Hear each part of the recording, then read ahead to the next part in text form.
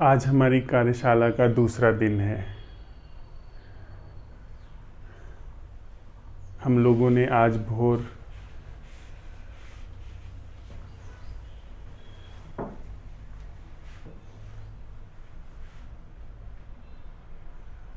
उगते सूरज के साथ दिन की शुरुआत की।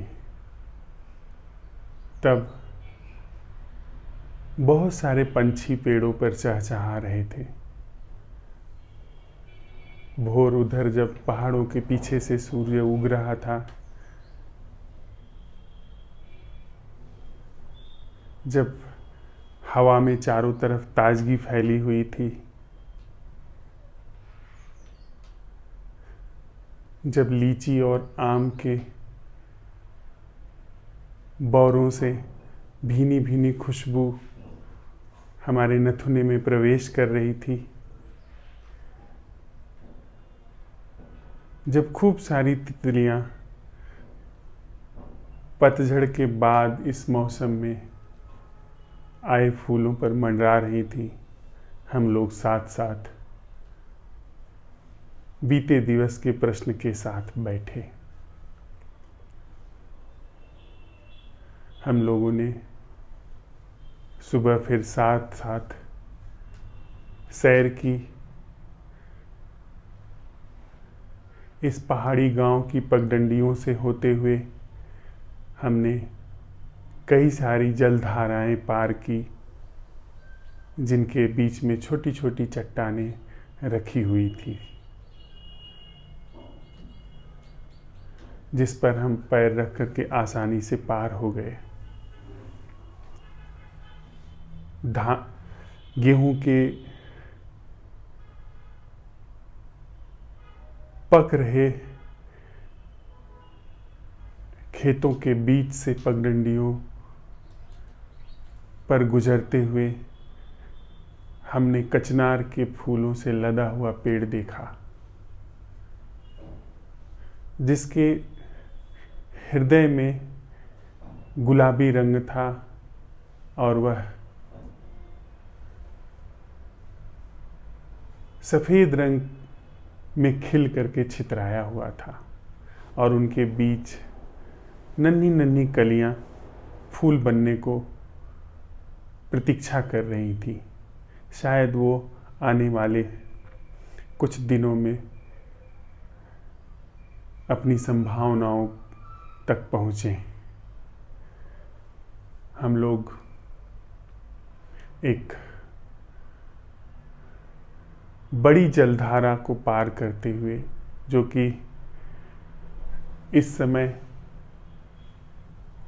छीड़ सी रह गई है, लेकिन अपने समय में, बरसात के समय में वह एक बड़ी जलधारा के रूप में बहती है, उसको पार करते हुए एक नए मंदिर से होते हुए लीची और आम के एक बाग में पहुंचे। उस बाग में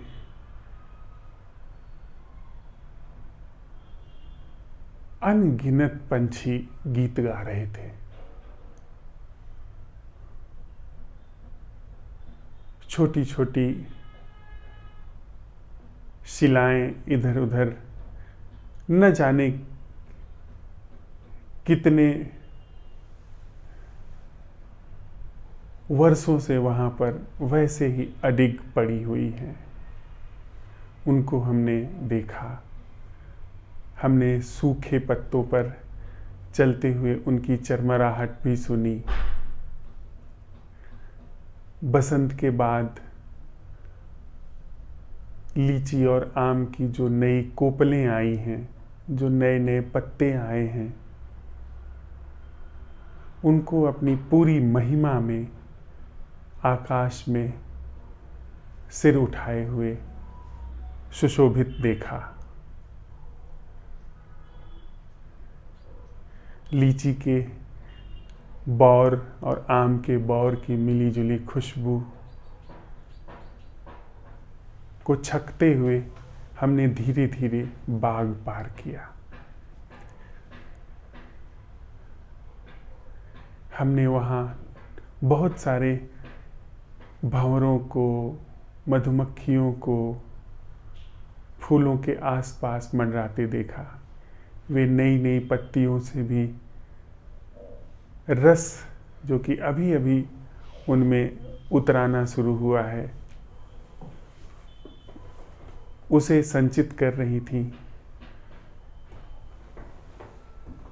और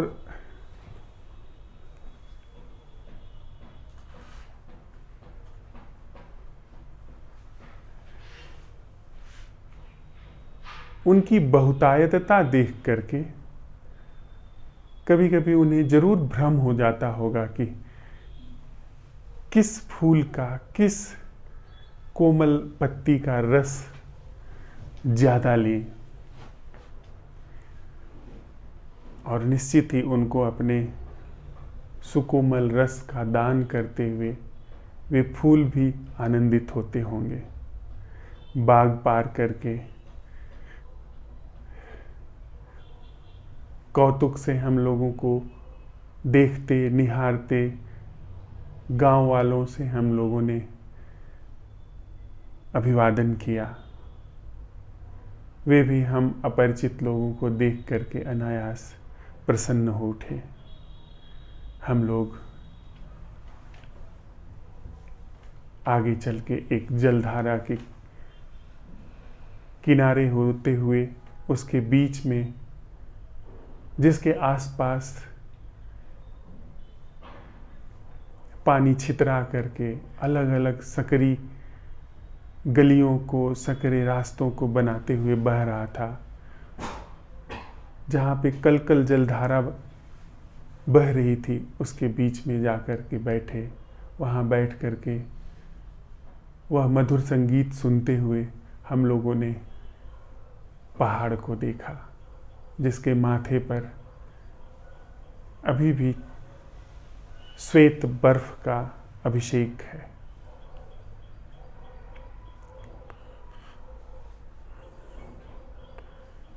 वहाँ से हम लोग वापस लौटे और जो भी कुछ इस प्रकृति ने हमें अभिदान किया है उसका उत्सव मनाते हुए, और जो भी हमारे भीतर से बह सका उसे उलीचते हुए, जो भी हम पिछले दिन के प्रश्न के साथ यात्रा कर सके, ठहर सके, उन प्रश्नों को अपने हृदय में प्रवेश करा सके, उसके साथ फिर आज इस भोर की बैठक में बैठे हैं।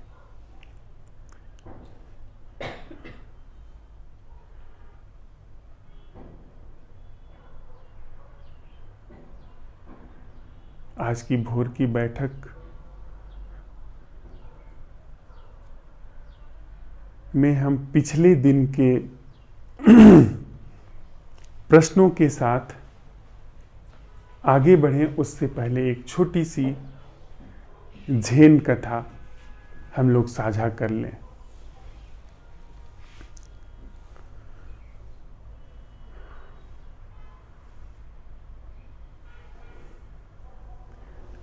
एक युवा धनुर्धर जिसने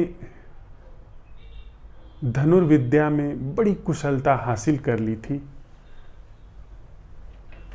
वह घूम घूम करके देश विदेश में जहाँ भी उसको पता चलता था कि यहाँ कोई धनुर्धर है, उसको वह चुनौती देता था कि हमसे धनुर्विद्या की प्रतियोगिता करिए या फिर हार मानिए।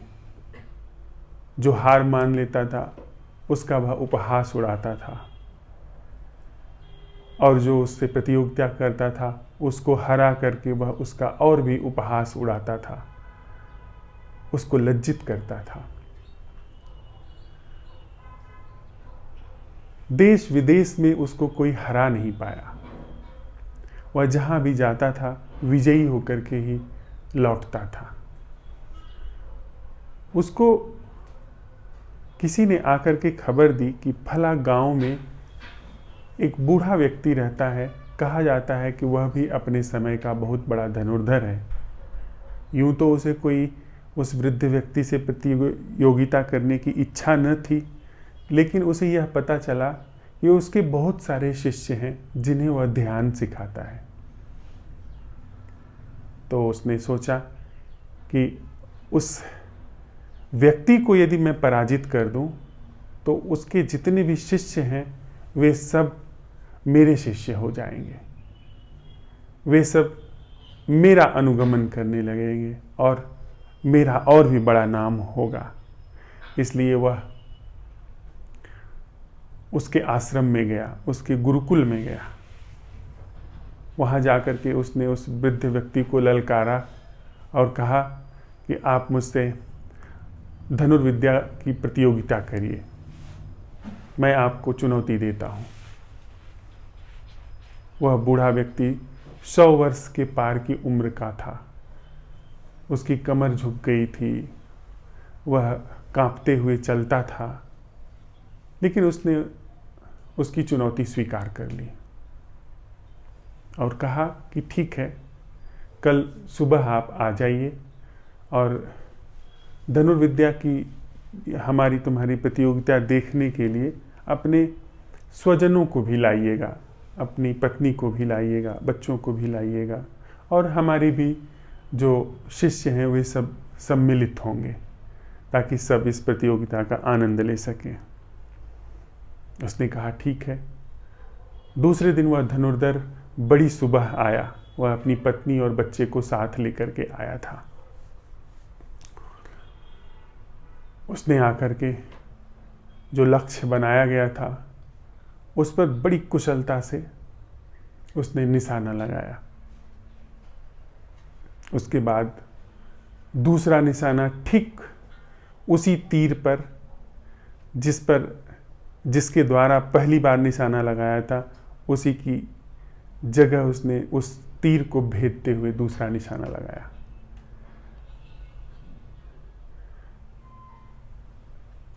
उसने अपने को सिद्ध किया कि वह एक श्रेष्ठ धनुर्धर है। उस वृद्ध व्यक्ति ने कहा कि बहुत अच्छा, बहुत बढ़िया तुमने निशाना लगाया है, आओ अभी यह परीक्षा का एक चरण पूरा हुआ है, अभी हम लोग आगे बढ़ कर के फिर से निशाना लगाते हैं। वह बूढ़ा व्यक्ति उसको एक चट्टान के किनारे लेके गया जो कि खाई के ऊपर फैली हुई थी और वहाँ जाकर के उसने कहा कि यहाँ से निशाना लगाओ जहाँ पे तुम्हारे कपने की पूरी संभावना है। वह व्यक्ति, वह जो युवा धनुर्धर था, वहाँ जाकर के पहुँचा और जब उसने नीचे झांका तो देखा हजारों फीट की खाई है, उसके प्राण कप गए। और उस बूढ़े धनुर्धर ने कहा कि यहाँ से अब हमको निशाना लगाना है। वह युवा व्यक्ति कहा नहीं, मैं यहाँ से कैसे निशाना लगा सकता हूँ। तब धनुर्धर ने वहाँ दूसरी तरफ लक्ष्य रखवाया। एक वृक्ष के तने पर वह लक्ष्य लगाया गया जिस पर निशाना लगाना था और उस बूढ़े धनुर्धर ने अपनी एड़ी खाई की तरफ निकाल करके और उस लक्ष्य पे निशाना लगाया। निशाना सटीक जा करके उस जगह पर लगा। वह युवा व्यक्ति क्रुद्ध हो उठा। उसने कहा कि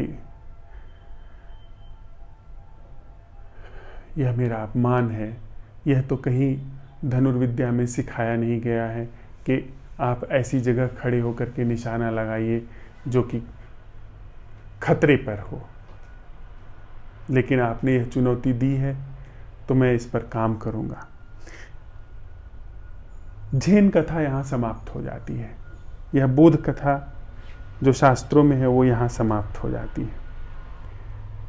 केवल लक्ष्य ही निशाना नहीं, जहाँ से आप लक्ष्य लगा रहे हैं वहाँ पर भी आप कितने सध करके खड़े हुए हैं, वह बात भी महत्वपूर्ण है। हम जो लक्ष्य संधान कर रहे हैं वही महत्वपूर्ण नहीं है, जहाँ से लक्ष्य संधान हो रहा है वह भी महत्वपूर्ण है। अगर लक्ष्य सध भी रहा है लेकिन जो संधान करने वाला स्थल है वह कंप रहा है, तो यह बात पूरी नहीं हुई, यह अधूरी विद्या है। हम लोग इस कथा को थोड़ा और आगे बढ़ाते हैं कि भौतिक रूप से जो खतरा है उस पर वह युवक वर्ष भर बाद आया। वह सध करके भौतिक खतरे में और भी कुशल हो गया था।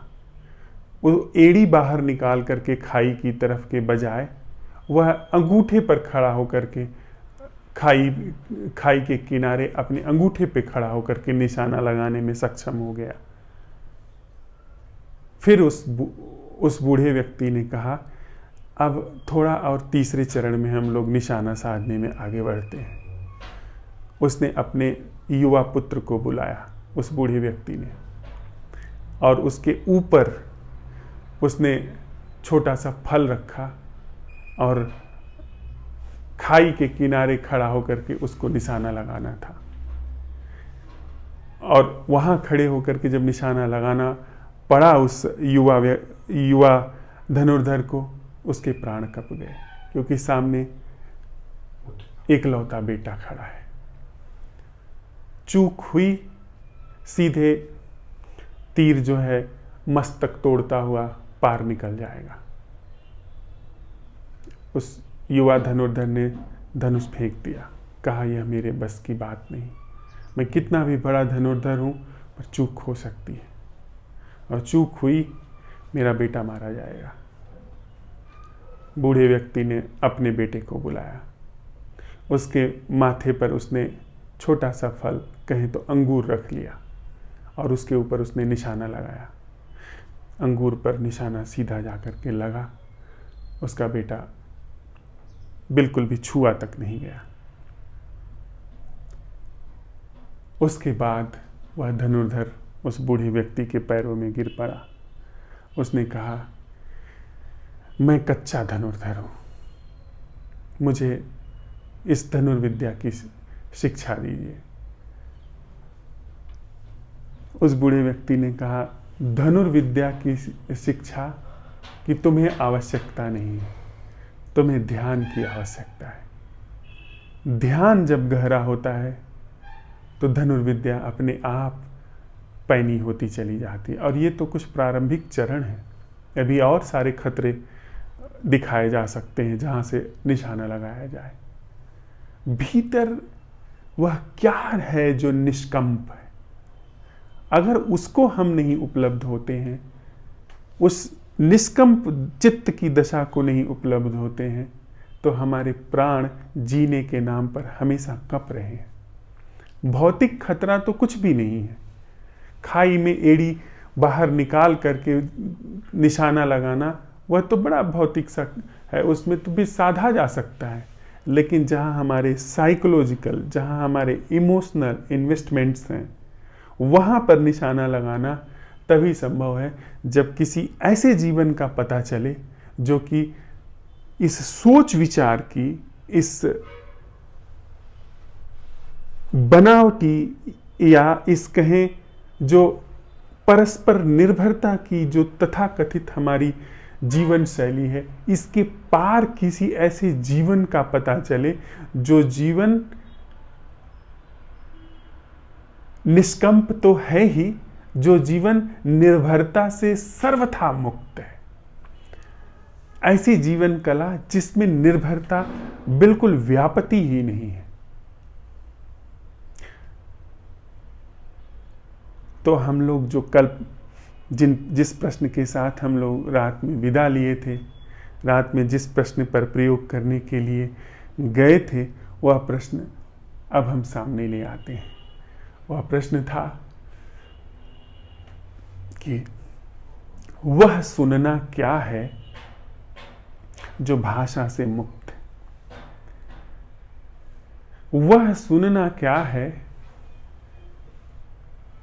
जो बुद्धि के हस्तक्षेप से सर्वथा मुक्त है। भाषा बुद्धि का हस्तक्षेप है। बुद्धि उपयोगी है, भाषा उपयोगी है, पर जीवन में बुद्धि का हस्तक्षेप या अनधिकृत हस्तक्षेप है। सुविधा में बुद्धि का हस्तक्षेप उपयोगी है। जब मुझे अपने अंदर की बात आपको बतानी है तब बुद्धि का उपयोग उचित है, तब भाषा का उपयोग उचित है। लेकिन जब मुझे कुछ नहीं कहना है किसी से, जब मैं अपने साथ सिर्फ हूं, उस समय बुद्धि अगर अनर्गल काम कर रही है, मतलब यांत्रिक रूप से चल रही है, इसका मतलब कि बुद्धि उस क्षेत्र में जबरदस्ती हस्तक्षेप कर रही है जिस क्षेत्र में उसकी कोई भी प्रासंगिकता नहीं है।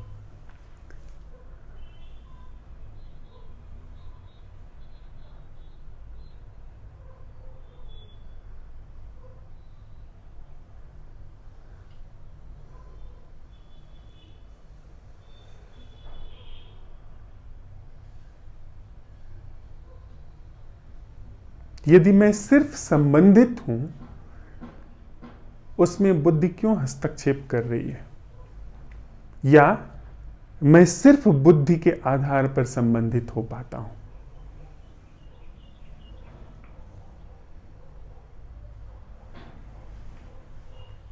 या मैं इतना ज्यादा जीवन इतना ज्यादा अपनी जड़ों से उखड़ गया है कि उसने नैसर्गिक संबंधित होने की कला को पूरी तरीके से खो दिया है।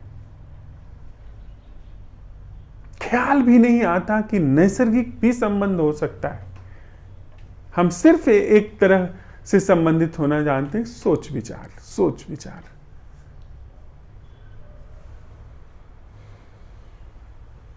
तो हमारा जो कल का प्रश्न था वह था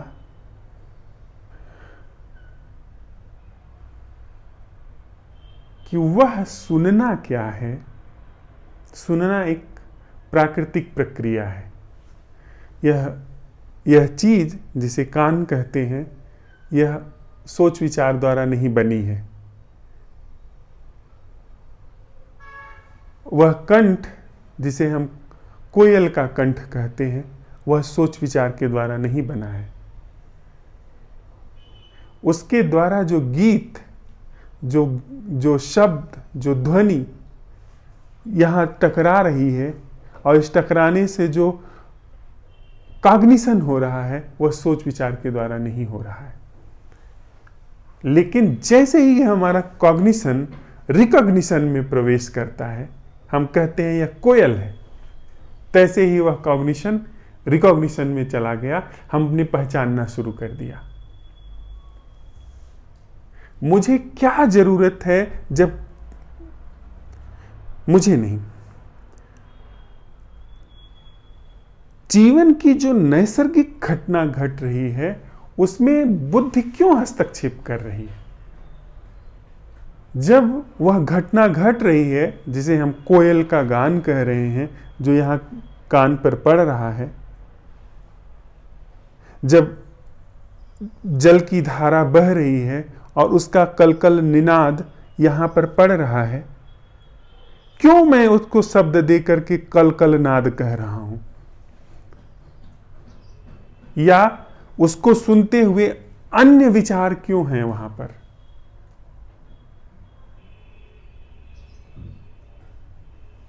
जब मैं देख रहा हूं, जिस दृश्य को, जिस आकृति को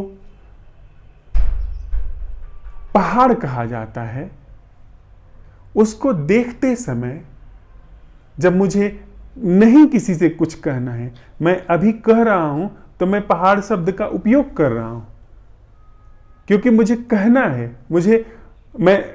हम लोग साथ साथ किसी चीज का अवलोकन कर रहे हैं, तो पहाड़ शब्द प्रासंगिक है।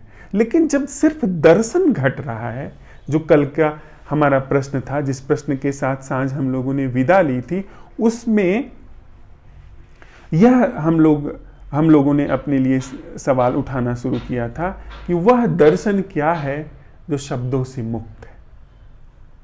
वह देखना क्या है जो शब्दों से मुक्त है? देखने की घटना प्राकृतिक घटना है।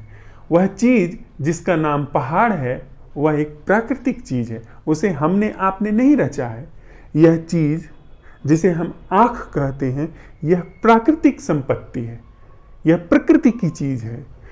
यह और वह चीज जिसे हम पहाड़ कहते हैं, उसके बीच में जो दर्शन घट रहा है, उसमें पहाड़ शब्द क्यों आ रहा है? और जब पहाड़ शब्द आ रहा है तो क्या यह दर्शन की उस घटना में अनुचित हस्तक्षेप नहीं है, अनधिकृत हस्तक्षेप नहीं है? और ठीक इसी तरीके से हमारे जीवन का जो नैसर्गिक प्रवाह है, उसमें सोच विचार, शब्द, स्मृतियां, ख्याल अनधिकृत हस्तक्षेप नहीं कर रहे हैं। हम बाद में तय कर लेंगे कि कितना बुद्धि उचित है, कितनी बुद्धि अनुचित है। लेकिन क्या अभी हम यह नहीं देख रहे हैं कि हमारे जीवन में पूरा का पूरा जीवन ही अनधिकृत हस्तक्षेप का पर्याय हो गया है? हमारे जीवन में 24 घंटा एक बनावटी संरचना अनधिकृत हस्तक्षेप किए हुए है। अनधिकृत हस्तक्षेप ही क्यों, वही बनावटी संरचना ही जीवन का पर्याय हो गई है। हमको वास्तविक जीवन क्या है, वह ख्याल से ही बाहर हो गया है।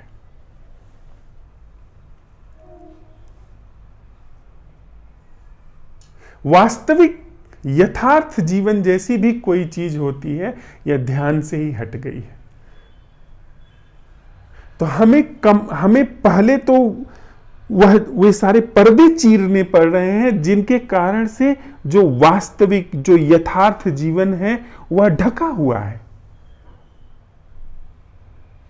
हमारी पहली चुनौती तो अब यहां आकर के खड़ी हो गई है कि हम वास्तविक जीवन हमारे पास है भी।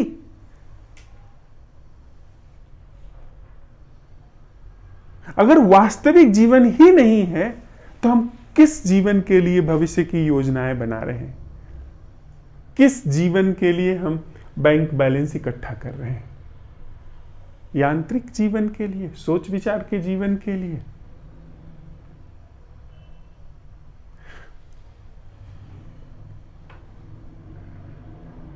किस जीवन के लिए हम संबंध रचे जा रहे हैं, संबंधों को सुरक्षित किए जा रहे हैं, संबंधों की गांठें मजबूत किए जा रहे हैं? यांत्रिक जीवन के लिए? अभी तो इंसान के सामने पहली चुनौती है, सबसे पहली चुनौती है कि जो जीवन है, भौतिक प्राकृतिक जीवन, सिर्फ जो अभी चारों तरफ प्रकृति का जीवन है, क्या वह भी हमारे जीवन में निष्कलुष रूप से है? अगर वही निष्कलुष रूप से नहीं है, जिसे हम प्राकृतिक जीवन कह रहे हैं, उसी में अनधिकृत रूप से न जाने कितने हस्तक्षेप हैं और वही जीवन हाथ से निकल गया है, तो फिर उस जीवन की तो हम कल्पना भी नहीं कर सकते हैं, जो कि पार का जीवन है, जो कि देह के पार का जीवन है, जो कि मन के पार का जीवन है, जो अखंड है, जो सनातन है, जो शाश्वत है। वो ये सारे शब्द हमारे लिए सिर्फ शब्द भर रह गए हैं। ऐसी चैतन्यता जो खंडित नहीं होती है, वह हमारे लिए सिर्फ शब्द है। हमारा जो दैनंदिन जीवन है, वह कह रहा है कि मुझे सुनाई तक नहीं देता है, मैं सुन ही नहीं पा रहा हूं, इतने ज्यादा अनुचित हस्तक्षेप हैं। और बातें हमारी हैं परमात्मा की, हमारे कामनाएं हैं परम सत्य की, मोक्ष की, निर्वाण की, स्वर्ग की, ईश्वर की, और उन धारणाओं के आधार पे मंदिर मस्जिद की, उनके शब्दों में शब्दों को संकलित करके शास्त्रों की। वह सब बड़ी बड़ी बातें खूब सारी हैं हमारे जीवन में, पर धरातल पर क्या है? धरातल पर एक सुबह की जो घटना है, जिसे हम नाम देते हैं कि कोयल का सुनना, कोयल के गीत का सुनना, उतनी तक भी हमारे अंदर सामर्थ्य नहीं है, उतनी तक भी जगह नहीं बची है। तो हम लोग साथ साथ चलते हुए बिल्कुल जो हमारे जीवन की निपट वास्तविकता है वहां से आगे बढ़ रहे हैं। हम कोई बड़ी बड़ी गाथाएं, बड़ी बड़ी बातें उसमें नहीं जा रहे हैं। हमारे जीवन की है कि हमको सुनाई ही नहीं पड़ रहा है, हम इस कान तक पे, आंख तक पे अनगिनत पर्दे डाले घूम रहे हैं।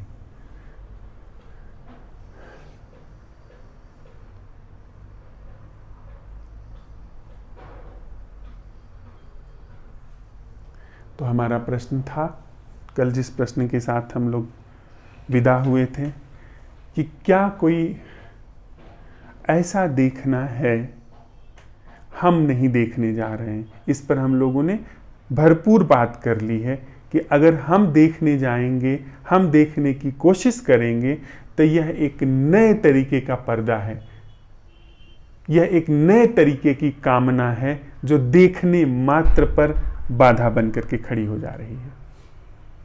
अगर हम कोशिश करने जा रहे हैं, हम जो नैसर्गिक घटना दर्शन की हो रही है, सिर्फ उस पर जो अनावश्यक रूप से पटाक्षेप हो रहा है, उस पटाक्षेप को बस समझ रहे हैं। उस समझने में, देखने में वह पटाक्षेप गिर जा रहा है, वह पर्दा हट जा रहा है। हम बिल्कुल योजना नहीं बना रहे हैं। तो हम प्रश्न उठा रहे हैं कि क्या देखना मात्र बिना शब्दों के हो सकता है? अगर देखना मात्र बिना शब्दों के होता है, तब ऐसा जीवन हमारे सामने होगा, ऐसा जीवन वास्तव में होगा जो कि भाषा का समुचित उपयोग कर सकेगा। भाषा अर्थात वह जो पहली कंडीशनिंग है बुद्धि की, जिसमें भाषा डाली गई है, उसका समुचित उपयोग होगा। फिर थोड़ा हम आगे बढ़ेंगे, फिर उनके सुनिश्चित अर्थों का उपयोग होगा।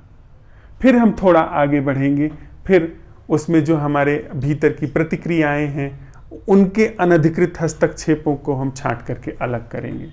और बड़े रहस्य की बात है, बड़े मजे की बात है, अगर इस प्रथम तल पर ऐसा जीवन हमने उघाड़ लिया, पहले ही चरण पर हमने वह कला सीख ली जिसमें बिना शब्दों के देखा जा सकता है, बिना शब्दों का उपयोग किए सुना जा सकता है।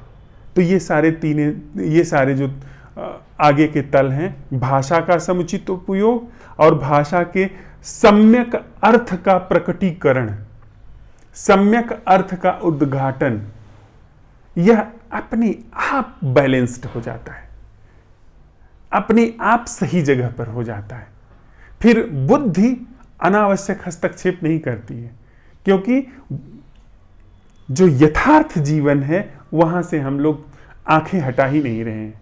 बुद्धि से हमने पूछा, आवाज आई कान में उस ध्वनि का रूपांतरण हुआ भाषा में, भाषा ने बताया इन्होंने यह बात कही, बुद्धि की सूक्ष्म तल ने व्याख्या की, इस शब्द का यह अर्थ होता है।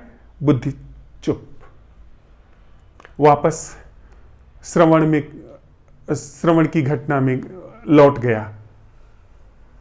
अर्थात हमने जैसे एक हारमोनियम है, हारमोनियम की दबाई, जो ध्वनि उठी, की छोड़ दी, ध्वनि डूब गई।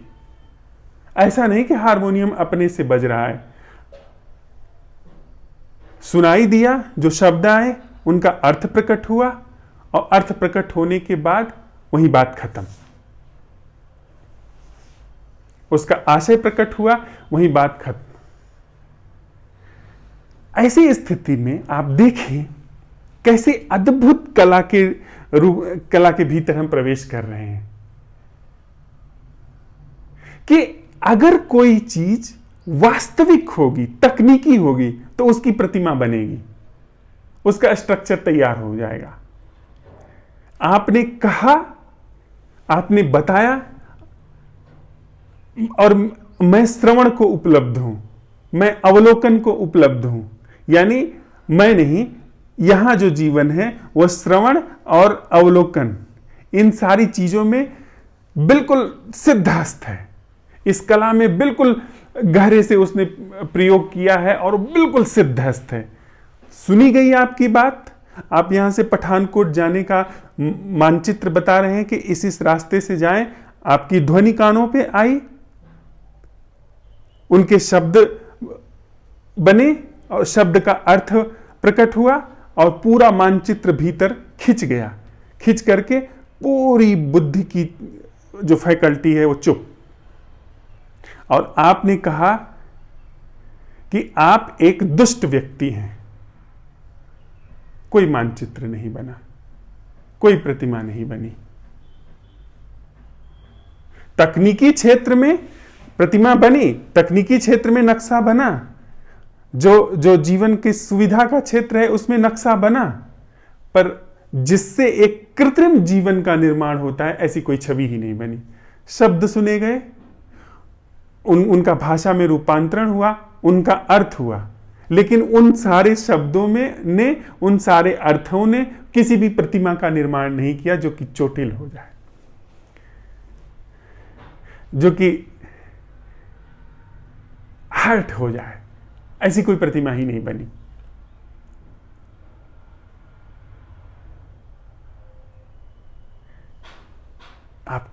हम आप साथ साथ देख पा रहे हैं कि किस जीवन की ओर हम लोग अग्रसर हैं। जीवन एक तल पे जो प्रकृति का जीवन है, कान, आंख, नाक, स्वाद, त्वचा, यह अपनी भरपूर क्षमता में संवेदनशील है, भरपूर रूप से वे संवेदनशील हैं। बुद्धि अपनी सीमा से बाहर नहीं जा रही है और जो जीवन है अज्ञेय के हाथ में। क्यों? हम साथ साथ देखेंगे। पहले क्या होता था? जब हम श्रवण को उपलब्ध नहीं थे, जब हम अवलोकन को जब जीवन श्रवण को उपलब्ध नहीं था, अवलोकन को उपलब्ध नहीं था, तो यह बुद्धि हस्तक्षेप करती थी। बुद्धि सारी चीजों की प्रतिमा बना देती थी। उसको पता ही नहीं था कि किसकी प्रतिमा बनाई जाए, किसकी न बनाई जाए। अब वह एक प्रतिमा बना देती थी। आपने कहा आप एक बहुत ही साधु पुरुष हैं, तत्क्षण मेरे अंदर एक प्रतिमा बन गई, एक साधु पुरुष की, मैं और एक साधु पुरुष, वह प्रतिमा बन गई। अब बुद्धि उस प्रतिमा को बरकरार रखे हुए है, सारे उपाय कर रही है कि वह प्रतिमा बनी रहे। यानी कौन सा जीवन चल रहा है वहां पे? वहां एक कृत्रिम जीवन शुरू हो गया। बुद्धि अब व्यस्त हो गई उस कृत्रिम जीवन को बनाए रखने में, क्योंकि वह समझ ही नहीं पा रही है कि जीवन का अर्थ यानी क्या। आपने कहा कि आप एक असाधु पुरुष हैं, असाधु व्यक्ति हैं। बुद्धि को पता नहीं है कि जीवन, उसने असाधु की प्रतिमा भीतर बना दी। अब वह खंडन में लगी है, क्योंकि असाधु की प्रतिमा वह जीवन के अनुरूप नहीं है, जो हमारे संस्कार हैं उनके अनुरूप नहीं है। तो असाधु की प्रतिमा के खंडन में लगी हुई है कि कैसे असाधु की प्रतिमा हटाई जाए, कैसे लोगों को बताया जाए कि मैं असाधु नहीं हूं, मैं असज्जन व्यक्ति नहीं हूं, अशिष्ट व्यक्ति नहीं हूं। तो उसकी योजना में लग रही है। वो निर्देश दे रही है कि लोगों से प्रेम से व्यवहार करो, लोगों को मिलते ही नमस्ते करो, ऐसा काम करो जिससे यश हो। तो वो इस पूरी कोशिश में लगी हुई है।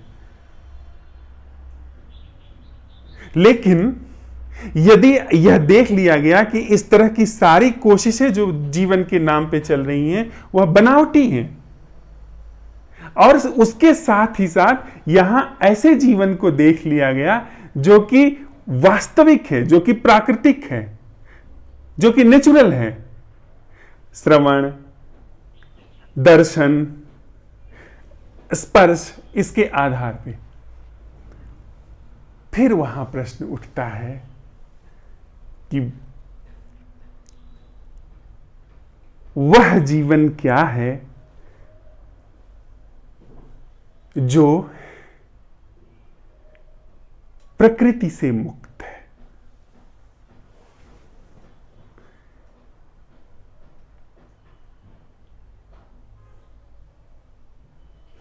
प्रकृति में चीजें एक दूसरे से जुड़ी हुई हैं, साथ ही साथ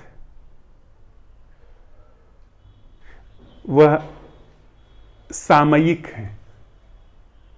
आंख जो है सामयिक है, वह है, कभी भी जा सकती है और बूढ़े होने पे, मृत होने पे जाने ही वाली है। तो यह लक्षण है जीवन का, यह जीवन का ऊपरी हिस्सा है। पहले जब हम जीवन के ऊपरी हिस्से में जो अनुचित हस्तक्षेप है, अनधिकृत हस्तक्षेप है, उसको बंद कर देते हैं, वह बंद हो जाता है, तब प्रश्न होता है, तब यह प्रश्न भीतर प्रवेश करता है, जिसके लिए पहले से ही दुहाई दी जा रही होती है। जब तक ग्राउंड वर्क नहीं किया गया, जब तक बेसिक काम है वही नहीं किया गया, तब तक आप क्या, कोई नींव ही नहीं है। आप ले जाकर के ऐसे ही पत्थर पे पौधा कोई लगा देंगे, पौधा मुरझा जाने वाला है। पर जब यह श्रवण का, अवलोकन का बेसिक कार्य हुआ, वहां पर जो अनुचित हस्तक्षेप चल रहा है बुद्धि में, बुद्धि के द्वारा जीवन में, प्राकृतिक जीवन में, वहां हस्तक्षेप बंद हुआ, तब प्रश्न उठता है कि वह जीवन क्या है जो प्रकृति से न्यारा है, या दूसरे अर्थों में कहें कि वह अटेंडिंग क्या है, वह उपस्थिति क्या है जो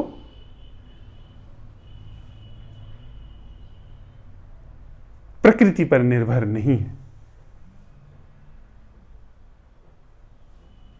वह मौजूदगी क्या है, वह जागरण क्या है जो मैं तो कर ही नहीं रहा हूं, जो प्रकृति पर भी निर्भर नहीं है।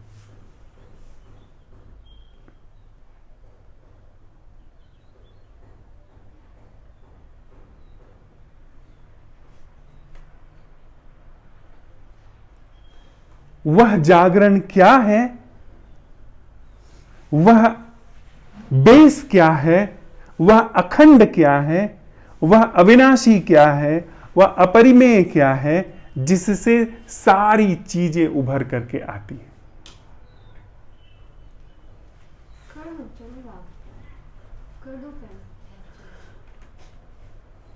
जिससे सारी चीजें उभर करके आती हैं और जिसमें लय हो जाती है।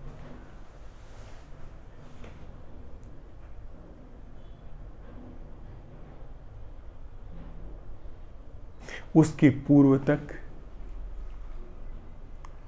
हमारे मुंह में जुबान नहीं है ऐसा सवाल उठाने की। हमको अधिकार नहीं है कि हम अपरिमेय की बात करें। परिमेय को, जो यथार्थ है, जो तथ्य है, उसके बिना यथाभूत दर्शन के, उसमें बिना जो अनधिकृत अतिक्रमण हो रहा है, अनधिकृत जो विकृति छाई हुई है, उसके बिना ठीक किए हुए हम अगर परमात्मा की बात करते हैं, हम सत्य की बात करते हैं, तो यह कि कोरी गप है। और ऐसी गप किसी और के जीवन को नुकसान नहीं पहुंचाती है, हमारे ही जीवन को गहरा नुकसान पहुंचा देती है। क्योंकि हम अपने को आदि योगी समझ लेते हैं, हम अपने को चैतन्य आत्मा समझ लेते हैं, हम अपने को मोक्ष मुमुक्षु समझ लेते हैं, ज्ञानी समझ लेते हैं, और यह सारी चीजें हमारे लिए आत्मघात हो जाती हैं। जीवन हमारी कुछ और गाथा कहता है, बातें हमारी कुछ और गाथा कहती हैं। जीवन हमारा कहेगा वैर, जीवन हमारा कहेगा गहन रूप से कंजूसी, परिग्रह, आसक्ति, मोह, दुख, चिंता, पश्चाताप, क्रोध, वैमनस्य, ईर्ष्या, ये सब हमारा जीवन कहेगा।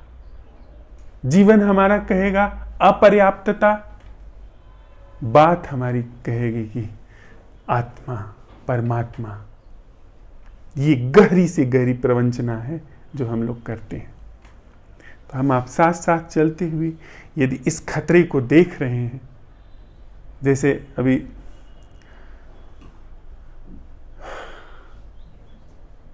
कुछ ही समय की बात है, एक जगह मुझे बोलने के लिए आमंत्रित किया गया। वहाँ बड़ी इंटरेस्टिंग बात हुई कि जो दूसरे मित्र थे बोलने के लिए आए थे, वह कोई एक समाधान लेकर के आए थे, कोई संपूर्ण समाधान जीवन का लेकर के आए थे। वहाँ जब मैंने अपनी बात यह कह करके खत्म की कि संपूर्ण समाधान का मुझे नहीं पता है, हाँ संपूर्ण व्यवधान क्या है उसकी संरचना, उसकी प्रकृति का हमें पता है। यह कहकर मैंने बात खत्म की, उन्होंने वह बात वहाँ लपक ली और लपक कर ऑडियंस से उन्होंने कहा कि इनके पास समाधान नहीं है, पर मैं आपको संपूर्ण समाधान देता हूं। संपूर्ण समाधान कोई दे सकता है किसी भी व्यक्ति की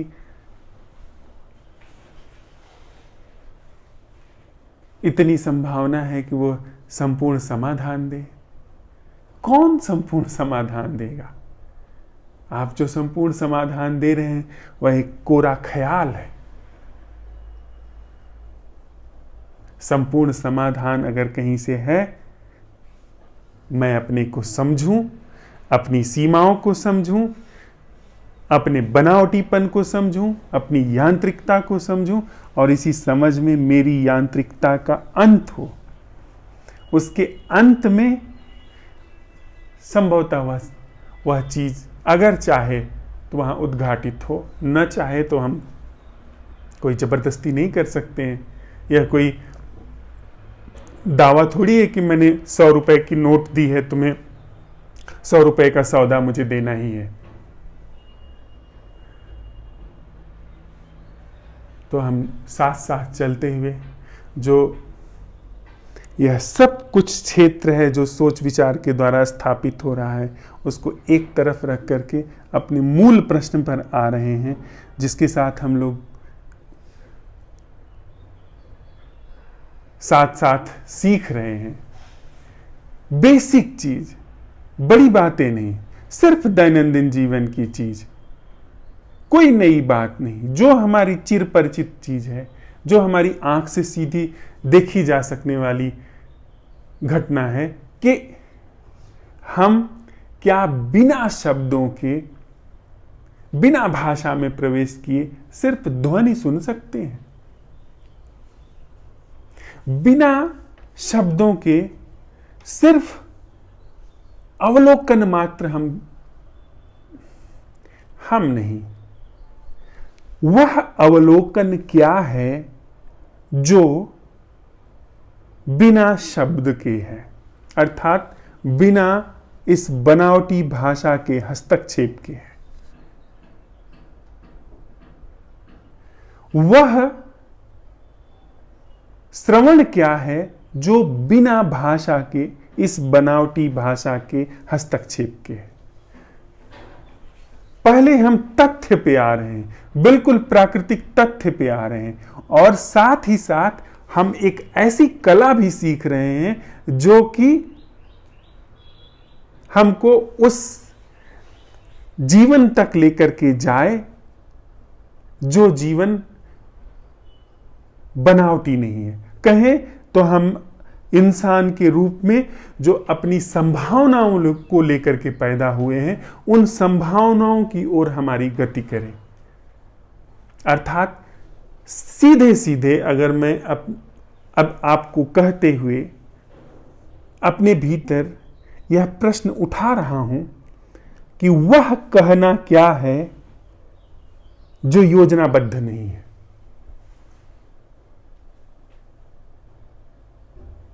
या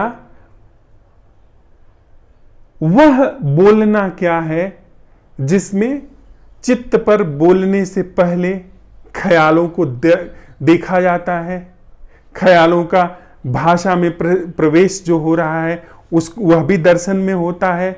और भाषा जब कंठ पाती है, जब स्वर पाती है, जब मैं बोलता हूं, बोलने तक की घटना घटती है, तो वह भी अवलोकन में होता है, वह भी अवधान में होता है। वह अवधान क्या है? जिसमें बोलने की यह समूची प्रक्रिया प्रकाश में रहती है।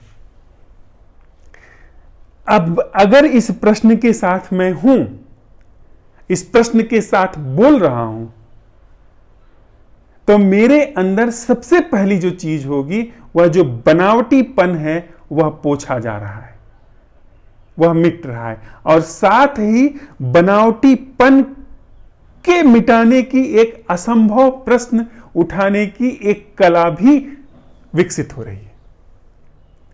यही कला जो मैं यहां देखने और सुनने में प्रयोग कर रहा हूं, यही कला अगर मुझे निष्णात कर गई, मुझे नहीं, जीवन को अगर कुशल कर गई, प्रवीण कर गई, निष्णात कर गई, तो इसी कला से यह प्रश्न भी उठाया जा सकेगा। जब होमवर्क पूरा हो जाएगा, जब फाउंडेशन अच्छी तरीके से बन जाएगा, तो इसी कला से फिर वह प्रश्न भी उठाया जा सकेगा कि वह अटेंडिंग क्या है, वह होश क्या है, वह जागरण क्या है, वह जीवन क्या है, जो मैं से तो बुनियादी रूप से परे है ही, जो प्रकृति की भी समूची संरचना से न्यारा है, जिसमें प्रकृति उभरती है, जिसमें लय हो जाती है।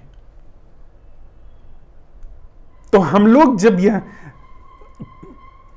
असंभव सा प्रश्न उठा रहे हैं कि वह देखना क्या है जो बिना शब्द के है, तो हम वह कला भी सीख रहे हैं। और वही कला हमारे जीवन को बिना किसी गुरु के, बिना किसी पहले से लिखे गए शास्त्र के, नए पुराने शास्त्र के, बिना किसी विधि के, बिना किसी के ऊपर भी निर्भरता के हमारा परम कल्याण कराने जा रही है। उसी से एकमात्र हमारे कल्याण की संभावना है। अन्यथा कोई भी गुरु, कोई भी विधि, कोई भी शास्त्र, कोई भी उपाय, कोई भी मदद, कोई भी कृपा, कोई भी कृत्य, चाहे वो कुंडलनी जागरण का हो, शक्तिपात का हो, तृतीय नेत्र खुलने का हो, जितनी भी चीजें हैं, यह कहीं मदद नहीं करने वाली हैं। यह सब मन के एक रंजन है, यह सब मनोरंजन है। कहना भी इन्हें, सुनना भी इन्हें। तो यदि इतनी सी बात स्पष्ट है हमें, तो हम लोग इसी प्रश्न के साथ जो अब तक रहे हैं उसका अवलोकन अब आगे साझा करने चलते हैं। उस अवलोकन में, उस श्रवण में आने वाली बाधा को साझा करते हैं। और अगर अवलोकन में किसी नई चीज का पता चला है, कुछ नया उभर करके आया है, तो उसे भी साझा करते हैं। तो मैं चाहूंगा कि अब आप सब भी जो कल के प्रश्न के साथ हम आप साथ साथ चले हैं, उस पर कुछ कहें, उस पर अपना अवलोकन रखें। और उस अवलोकन को रखने से पहले